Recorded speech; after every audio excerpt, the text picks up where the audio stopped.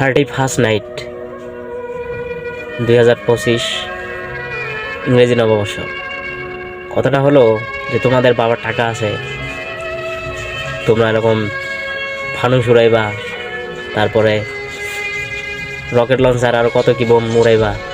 হ্যাঁ, উড়াও না, তবে নিজের বিবেককে কখনো প্রশ্ন করে দেখছো যে এইভাবে যে তোমরা মানে আগুন আকাশে উড়াইতেছো ফানুস, এই ফানুসটা যদি কোথাও গিয়ে পড়ে বা আগুন লাগে কিরকম একটা বড় দুর্ঘটনা হইতে পারে, এটা কি আপনাদের মাথায় কখনো ঢোকে না?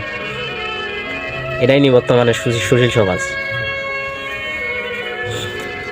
কি বলবো ভাই, আমি যখন রাত্রে একটু বের হলাম দেখার জন্য, তো বাইরে দেখলাম যে এটা দেখার পরে আমার কাছে মনে হলো যেটা বাংলাদেশ না, এটা এক মানে এক টুকরো ফিলিস্তিন, যে ইসরায়েল ফিলিস্তিনে বোমা হামলা করতেছে, এরকম আমার কাছে মনে হলো।